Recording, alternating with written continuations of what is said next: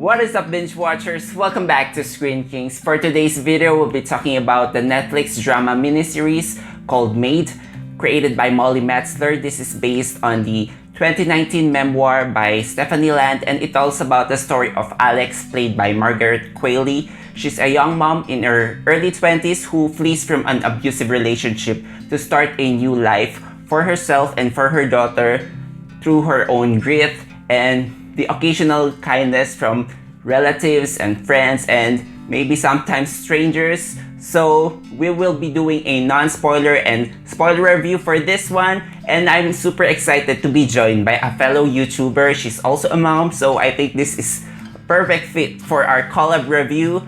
Introducing Lisa Loves. Hi! Thanks so much for having me. I'm very excited to be here to talk about Maid. I feel like you're going to draw a lot of experience in this because you're also a mom. So how did you find the show? Heartbreaking. As a mother, watching it and watching what she has to go through, it's hard enough even if you weren't a mum what she went through, but with the child and having to put them first and foremost, and what you want for your child as a mum is the best of everything, and not being able to provide even safety for your child, it was utterly heartbreaking to watch. Yeah, and for me, it's important that they don't hold back, because if it's difficult to watch, it should be. I hate it when people will always perceive these types of shows or movies as a misery porn or something. I think it would be too naive if you're going to say that these things don't really happen, that this is just sensationalized. You know, you need to get out of your cave and learn that this is how people do it beyond the poverty line, right? Episode 1, I told you I was immediately hooked because let's just talk about Margaret Qualley. She's just amazing in this performance. The moment that I felt something from her, I would liken it to Anya Taylor-Joy's performance. That is a star-making performance in Queen's Gambit. Then I felt something similar here for her role. So it might be early to say for now, but I think she deserves a nomination for this. And yeah, early on episode 1, I was just rooting for her so deep that I want her to succeed at something. Exactly, she was wonderful. I think the way you compare it to the Queen's Gambit role there, she had this wonderful sense of vulnerability, but she was also so strong as a character and juxtaposed each other so well. The two characters you cite, they were very, very similar, and the performances just out of this world. If she's not at least nominated for something on the back of this show, I do not know. Right? There's so many layers to this character, and I love that she's not portrayed as being a victim. She's also a fighter, and through the show, you're really going to celebrate with her all those small victories that she's gonna get, and when she falls back and makes bad decisions, you feel bad for her. So I think that's a sign of a good writing and a really compelling performance. I wouldn't say that this is, a presumptuous dramatic performance, but it really comes out really natural. She has this expressive face. But let's talk about all the themes that this show tackles, because it's so deep, because she has complex set of problems here, all interlapping, and one of which is domestic abuse. And for me, this show has been educational, right? Because I was not aware of, some of the government assistance on US, right? So to hear that there are some still not enough, it's heartbreaking. I was so naive as to believe that. I didn't actually believe there were somewhere that women could go that would be considered domestic abuse without actual physical, that someone doesn't have to be beating you up for you to be going through domestic abuse. What she sees in her husband, she does need to escape that with her daughter for their safety, because she doesn't know where that's going to go. It sort of shows women out there from a female perspective that this isn't acceptable, there is something you can do, there is somewhere you can go, but at the same time it shows how difficult that is and how much support she needed but couldn't get, and because of her family situation. That's another part of this I loved. I think a lot of people maybe have family to fall back on, but she didn't really have that in this series, so it felt so real to me. Obviously it's based on the memoirs, on the book, so it is real, But really, as a woman come across to me, this is a situation that any woman could find themselves in. At the same time, the strength that we see in the character, I think, would encourage a lot of women to do what she did, to try and make a better life for herself and her daughter. I think they did really well conveying that. I have to piggyback on what you said about the physical abuse, because people tend to dismiss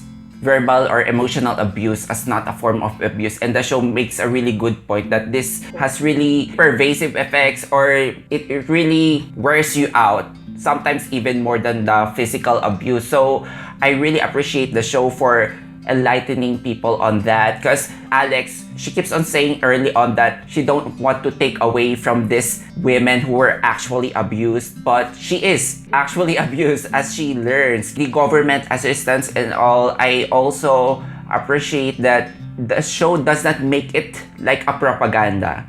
Like, it's just stating how things there were, and you know, it could be improved, but it doesn't go too preachy. So I like that, you know, it is still bleak, but overall there's a hopeful note by the end of the show. So her main line of work here is being a maid. I love that her job is being a maid because she gets a lot of insights along the way, looking how people live their lives, different people on different classes.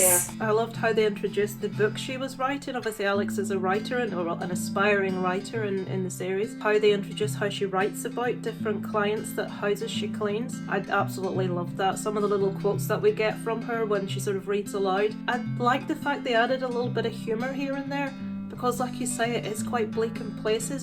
It's a difficult watch at times, but they also intersperse that with little bits of humour, and we get to see the real character of Alex underneath her situation, and I loved that. Absolutely loved it. And also, because she has this imaginative mind, there are some visual touches here. I think the most prominent here is on episode 1. There's a constant running balance of her cash. You can literally see her living paycheck to paycheck, and I think that was sometimes funny to watch, but it is actually threatening and, you know, scary when you're on that situation. It's real, isn't it? It's especially feeling for her as a mom. She's got priorities. She needs to make sure her daughter eats. You know, something as simple as trying to buy her daughter a little toy to comfort her. The way they're sort of putting that across visually, I thought was very powerful, that you can see the balance go down with little things that maybe a lot of people take for granted. Everything was just done so cleverly and simplistically, but at the same time, there were so many layers going on as well. Now, I don't know if you know this, but the actress who plays Alex's mom here, Andie MacDowell, they're actually, Yeah, I saw the interview. Margaret Qualley suggested her mum for the role, and they loved the idea, so that's how she got the role. But she was wonderful. So frustrating, but wonderful in the role. Yeah, we will talk about their push and pull relationship later on the spoiler talk. I just have also to commend Nick Robinson here, because I've never seen him in a role like this, so I would assume this is his most emotionally mature role yet to tackle on something that's against his stereotype, you know, that nice guy heartthrob role. So in here, he's a drunken young father with a lot of rage and a lot of resentment. I was just impressed that I didn't know that this guy has range beyond that. His role must have been so difficult. With this kind of character portrayal, it's very much black and white. He's a bad guy, he's a good guy. But with this, he had so many layers. There was so much more to him than, obviously I won't go into any detail, but so much more to him than the abusive husband. And we see that, and we see his struggles, and he portrayed that, I thought, fantastically. I felt myself at times really sympathising with him as a character, even though you would think, well, why would you do that? He's abusive. But it really shows, again, the word real. It shows the reality of a person being very multidimensional. There's much more going on than what we see on the surface. Initially, I gave this a 4.5 out of 5. And in retrospect, when I thought about that, I thought, why am I holding back the 0.5? It's a 5 out of 5 for me. There was nothing wrong with this. It was wonderful. So I'm going with a 4.5 on this one. This is one of the shows that is so tough to watch, but it's so compelling. So I think pulling those different sides of the spectrum is really tough. The show did not hold back, but it has this enlightening message. I'm holding a bit of that 0.5, maybe because I think the show could have used an episode less or two, but that's just me, you know. And maybe towards the end, there's just some convenient plot circumstances to rush up the resolution of the story. But yeah. Okay, for now, let's proceed to the spoiler talk. So if you haven't seen this show, better pause this video, or maybe you don't care about spoilers. Proceed at your own risk. We'll be talking about the complex relationships of this show. And Lisa, let's first start off with Paula, because this is such a complex character. Honestly, up to the final moments, I can't really decide if I like her or didn't like her, if she's a good mom or not. She is bipolar. She thinks of herself as a free-spirited person, but she's not really seem to be aware of the suffering of her daughter, but she genuinely loves her. So I'm torn if she's actually a good mom. I struggled with her. I can recognize it was an amazing performance, but I can't say I liked the character at all. The lack of support she gave to her daughter and the manic nature of her moods didn't really bother me. It was situations where she would back up partners against her daughter and take her partners, like these almost like come and go boyfriends, over her daughter. That bothered me a lot. And when we seen what Alex, her daughter, was going through and the complete, that respite you should be able to go to your mum, and she didn't have that, I struggled. I mean, you could see how well the character was like fleshed out. She was such a free spirit, but she thought of herself and no one else from start to finish. I think there was maybe one nice thing that she did with the painting in the room, and other than that, she just thought of herself from start to finish. So I struggled. I loved the character, as in we needed that. We needed something to show what some people are up against. We don't all have the support of our families. We're not all lucky enough. Yeah, it was a great performance, but the character, I really did not like her. Yeah, and I think one line that struck me here is the woman who runs the DV shelter, her name is Denise. She asked Alex, what if you stop looking after your mother, right? Because she's been doing that ever since she's a child, when they were left by their father, who's physically and emotionally abusive, and you can't but feel sorry about Paula because she's been messed up. I think the show shows this hard question that when is enough when it comes to helping your loved ones, your family. So that is a hard thing for me to answer, especially if I'm gonna put myself on the shoes of Alex here, because she just wants to fix everything in her life. It's like she's trying to stack up these dominoes and one thing just keeps falling on another and she can't take a break, right? She doesn't even seem to have considered when she's asked, what if you stopped looking after your mum? And it's never been a thought in her head. And all the way through we see that she never wants to like write her mother off. She always wants to be there for her regardless of what happens. So, you know, she had a really good soul, a really good spirit. It was lovely to see, but crushing at the same time that it wasn't always reciprocated for her. I have this theory in my head that maybe Paula, she doesn't really love that new guy that she found. She just proclaimed her love so that the new guy will take her in. I don't think she ever loved any of the guys. I really don't feel there was ever any love there. She just seems to go from man to find a place to belong, and she's never really found that place. She doesn't really belong in any of those places. If only she'd gone with her daughter. You know, there may have been hope for her and the whole family relationship. Yeah, but if there's anything positive that we can take from her, I think she eventually realized in the end that she's becoming a burden to her daughter. When her daughter is asking her to go with her to Montana, she made up this excuse, right? I think she purposely did that. Okay, see, I didn't. That's really interesting. That didn't occur. I was thinking, oh, she's let her down again. But yeah, that's interesting. It would completely redeem the character if that's the case. And I like to think that maybe is what happened. It didn't occur to me, so that's really interesting. Because I kind of felt sad for her during those moments where she was just camping in her car, you know, spending the whole day on the beach. And she could have asked for the help of her daughter, but she did not. And she was just found out later on. So maybe she was just refusing this act of kindness because it's now time for her to look after herself and her daughter. Now let's talk about Sean here. Early on, he's having the least sympathetic light, but we learned that his parents are actually kind of abusive too. Throughout the show, we have a lot of broken characters and they have different reactions to trauma. And Sean here, it does not excuse the fact that he has been a recipient of domestic violence, that he's also implicating that. Obviously, we don't all, when we've been through trauma, end up the same way. The whole side of the alcoholism really spoke to me in that. We could see the person he wanted to be. The nice guy, the good dad, the attentive husband, and then the alcohol would become a problem again. I was rooting for him at certain points. Alex even goes back for a short period of time, and I was thinking, you know, oh, are you going to do this? Are you going to beat it? And again, the reality of the situation is this happens to couples over and over again. And one of the most powerful bits in relation to Sean, the character, is when she more or less realizes that she's married someone that's just like her real dad. What her dad put her mum through is now the situation she's in, and obviously that's very much part of why she leaves, that she doesn't want to do this to her daughter. But I thought Sean's character was truly one of the best in the series. I sympathised with him at times, and for me to feel that from someone that just has no time for, you know, anybody that abuses anyone else, I think they did a really good job in explaining where he was coming from and what his struggles were. Yeah, it was heartbreaking for me, especially episode 8, because that is the moment when you realize, oh, she was back on square one. Pretty much what happened to her friend Danielle, who we barely got to see after her big episode on episode 2. I really like that character, and we never really get to have a follow-up on her arc because it's just more of a cautionary tale. Like, as Denise said, these women, they go back to their abusive partners. It's a cycle.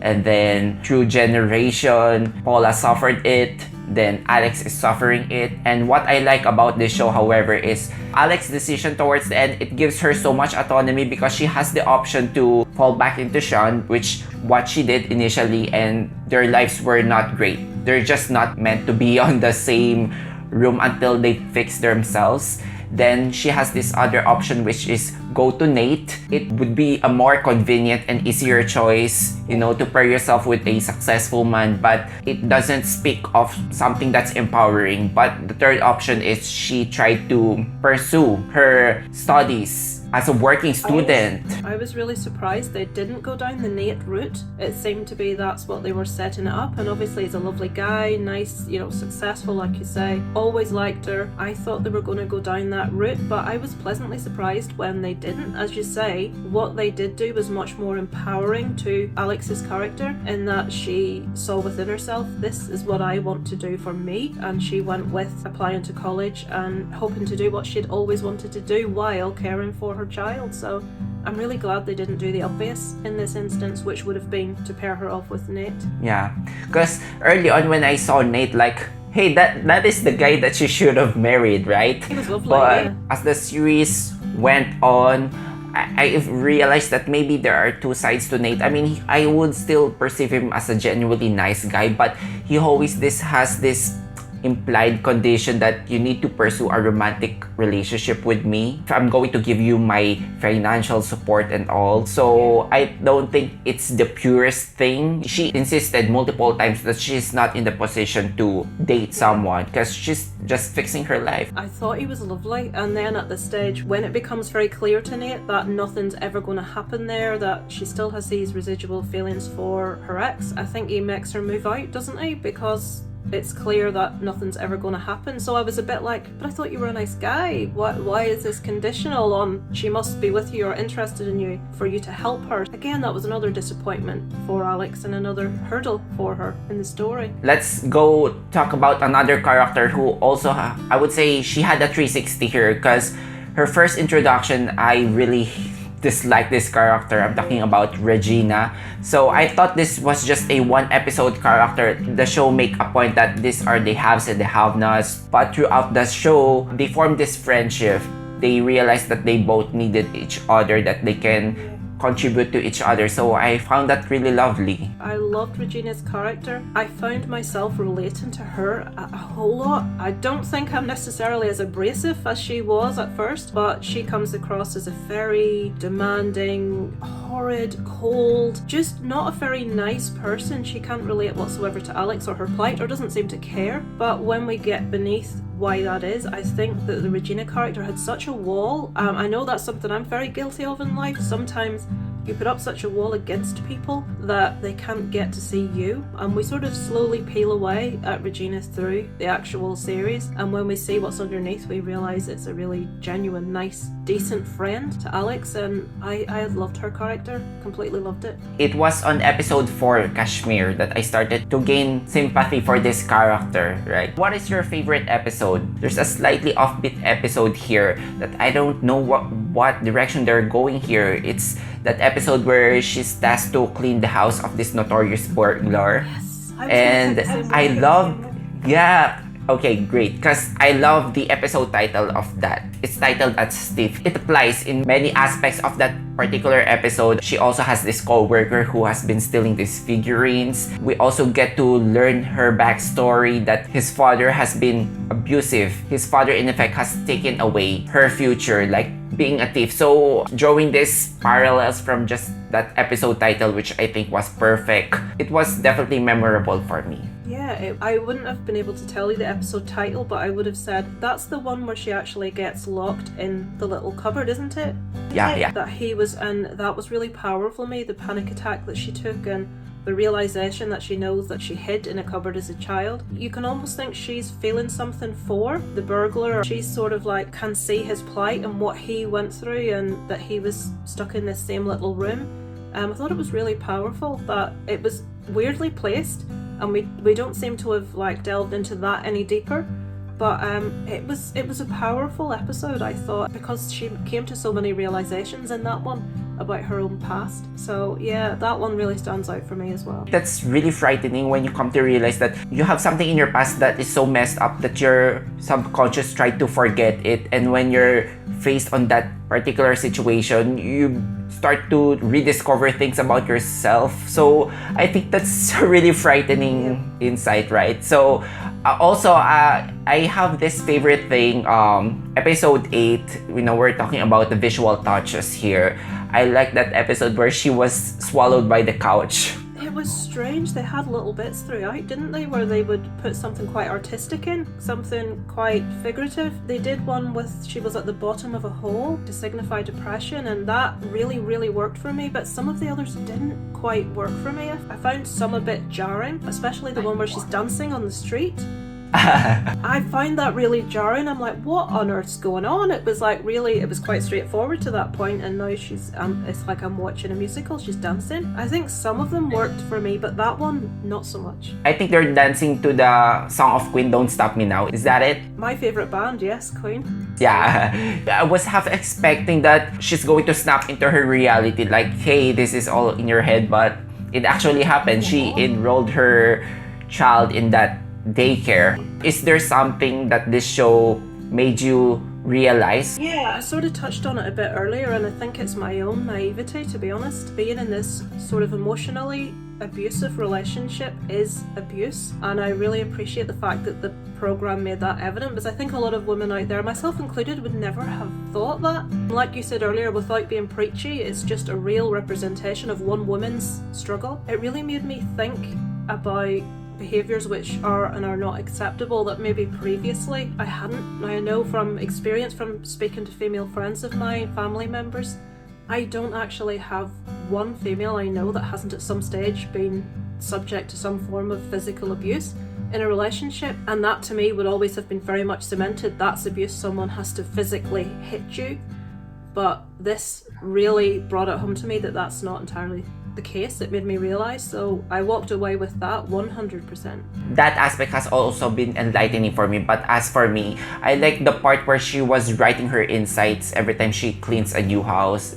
That's where she started her book, right? Something that I realized, it's no matter how rich or poor you are, these problems, they still feel real to you, and it does not invalidate you. She had it tough, but when you get rich, maybe your problems just get bigger, We saw that with Regina. They have their own problems caused by very different things. Having a nice house and having plenty of money, maybe looking right on the surface to everyone else, doesn't necessarily mean that behind closed doors there's not an awful lot of negativity going on there. So yeah.